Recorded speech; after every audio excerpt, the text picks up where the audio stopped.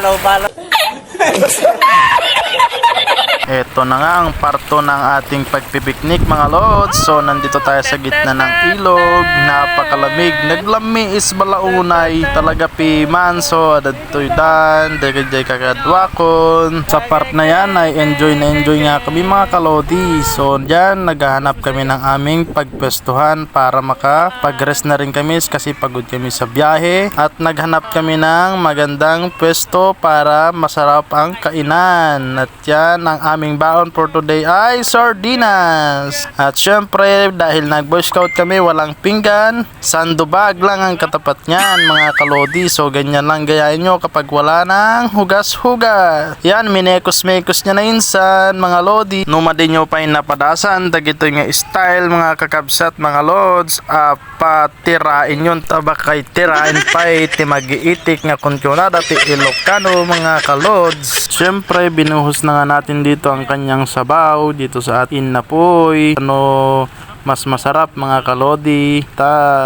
Kitain nyo ni talaga piman nga na imas ata. Anay! Naggimasin piman talaga. Parang kaldereta din ang kinalabasan mga kalodi. At yan nga nilagay na natin ang anyang toppings, ang laman ng sardinas. Talagang tunay at banatan ng mga kalodi. Resbakan na o. Ang sarap nga ng kain ko dyan mga kalodi. Talagang para akong masasapalan, para akong mabibilaukan sa sarap ng kain namin sa tabi ng ilog kahit pala sardinas lang ang ulam. Anay! Talaga ang yung tiyan ay mababinat sa kasarap kumain talaga. Talaga palingon-lingon pa, binibilisan baka ikaw ay maubusan. Yung isa naman ay tinapay ang kanyang tinitira, parang nandidiri ba sa aming kinakain na sardinas. Piling namang hindi Pilipino, samantalang ang Pilipino ay sardinas ang paborito. Yan kumain nga, kahala ko pa bebe, yung pala gusto niyang papakin lang ang sardinas mga kalodi. Yan na nga pala ang pinggang ko, takip ng star ng margarine para hindi halata na masiba sa pagkain ng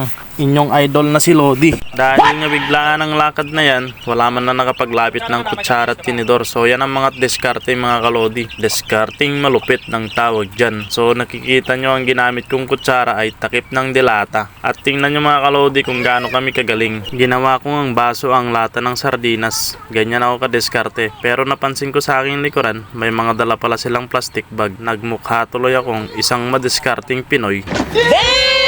At yan ay isang dagdag kaalaman. It's time to ligo-ligo na, pero magpapasaway muna ako mga kalod. So tingnan nyo yung aking dance. Step, dance. Tig. Ay nako, nabaliw na si Sander Lods. Shout out sa inyo lahat mga Sander Vlog. Sa mga hindi pa nag-follow dyan, please follow our page. You can do it!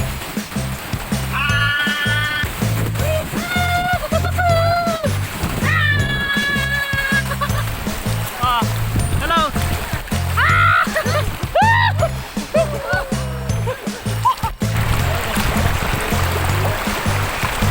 Diba ang sarap maligo?